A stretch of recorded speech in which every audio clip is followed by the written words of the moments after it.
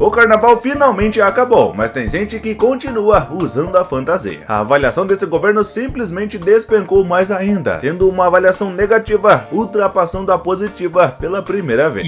O governo do Lula que perdeu a vergonha na cara de vez, e eles mesmos, com dinheiro público, bancaram uma pesquisa para mostrar a avaliação do governo. Nessa pesquisa contratada pelo próprio governo do Lula, mostra que 62% dos brasileiros apoiam o governo dele. Um completo absurdo e chega a ser engraçado. Mas engraçado é que nessa pesquisa que foi contratada pelo governo do Lula, mostra que essa aprovação do governo é por conta do poder de compra dos brasileiros que está melhorando. Justo aqui no Brasil, onde um preço de 1 quilo de arroz está custando R$50 e a gasolina batendo recorde já no início de 2024. Mas essa estratégia, ela é muito conhecida lá no país vermelho, na China, porque lá naquele país tudo que o governo fala é verdade.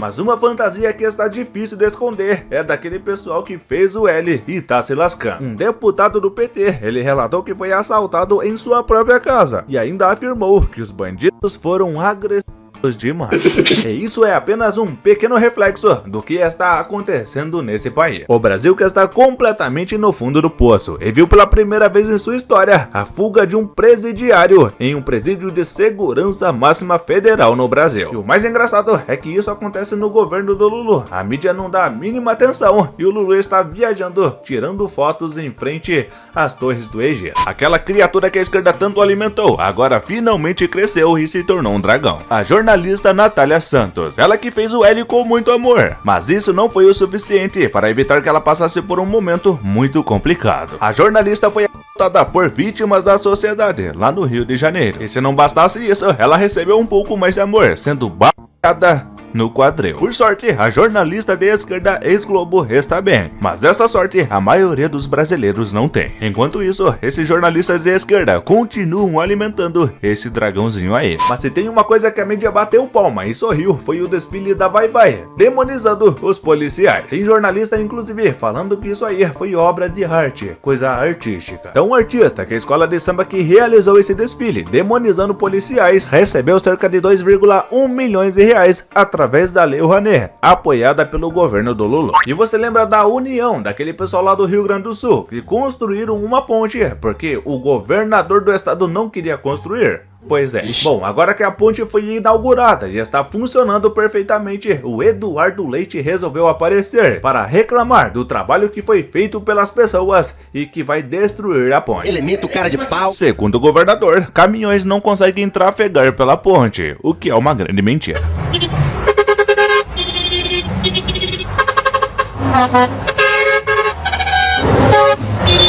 E em tantas coisas acontecendo no Brasil, sempre vai ter um boca aberta que vai falar a verdade, mesmo não querendo falar. Esse é o caso de um jornalista de esquerda militante, o Guga Noblar. Ele foi falar sobre a manifestação de direita no dia 25 de fevereiro, e sem querer, ele acabou explanando toda a verdade. O esquerdista que fez uma postagem chamando de golpe todos aqueles que vão pras ruas no dia 25. E para deixar mais claro ainda quais são os planos da esquerda, ele complementou esse post com uma foto do Xandão, dizendo que vai encontrar todos aqueles na Paulista. Um sinal claro de intimidação daqueles que supostamente defendem a democracia, falando que aqueles que vão pras ruas no dia 25 irão sofrer algum tipo de advertência do Estado. Eu quero ver fazer alguma coisa com Tarcísio de Freitas, governador de São Paulo. O governador que não arregou e confirmou a sua presença no evento de dia 25. E segundo palavras dele mesmo, será um evento pacífico e estará ao lado de Bolsonaro, como sempre esteve. Palavras essas que caiu como uma bomba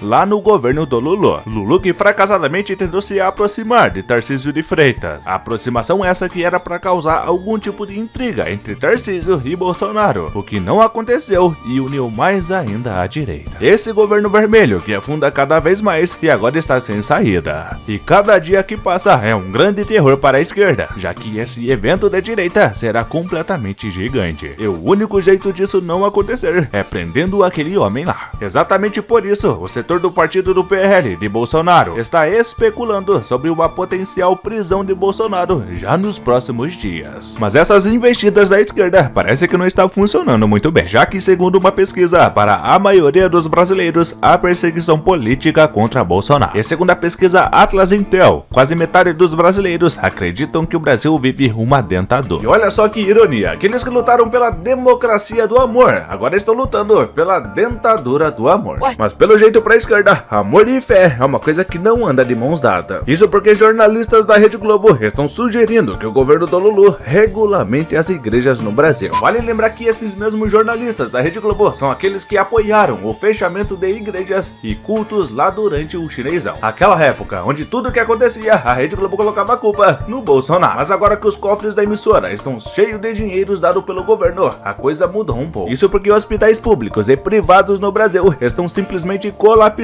por causa da epidemia de dengue. Doença essa que está sendo completamente ignorada pelo governo do amor. Tá tudo tão ruim no Brasil que até a própria esquerda está com saudades do Bonoro. A Gleice Hoffmann inclusive reconheceu a força e a grandeza deste homem. Gleice Hoffmann, que durante uma entrevista lá no jornal O Globo expressou sua tremenda inquietação em relação ao panorama político em 2026, afirmando claramente que embora o Bolsonaro seja inelegível, ele tem uma força imensurável e a sua influência política é capaz de fazer com que ele volte. E o que já era de se esperar está acontecendo. A esquerda está colocando o Brasil num buraco sem fundo e muita gente já está percebendo e pulando fora desse barco, inclusive eleitor do próprio Lula. E vai acontecer o inevitável, a volta da direita brasileira, como aconteceu na Argentina, como vai acontecer nos Estados Unidos e vai acontecer aqui no Brasil. Sim. A esquerda que usou todas as suas cartadas na última eleição e prometeu tudo o que podia. Mas uma promessa que a esquerda não fez, mas está acontecendo, é o aumento da gasolina, do diesel e do gás de cozinha, que aconteceu na última semana, enquanto todo mundo curtiu o carnaval. Mas bom, não é preciso esperar o ano de 2026 pra gente ter um gostinho disso aí. Afirmo isso porque aliados do Bonoliro estão registrando um altíssimo índice de aprovação pelo país inteiro. Devem passar com folga nas eleições de 2024. E isso é uma coisa que não acontece lá na esquerda, por exemplo. Eles que estão despencando em popularidade, não conseguindo agradar nem mesmo os próprios militantes. O governo do Lula que vem registrando uma queda significativa de popularidade na maior cidade do Nordeste brasileiro. Região essa que foi direta para a eleição do Lula. E isso é uma coisa que não é só os brasileiros que estão dizendo. Isso porque a imprensa alemã, acredite se quiser, falou que a popularidade do Lula está caindo drasticamente e que ele só tem apoio da extrema esquerda e de maioria pobre. Foi isso que publicou o jornal alemão Die Welt, chegando a falar que a estrela da esquerda perdeu todo o seu brilho.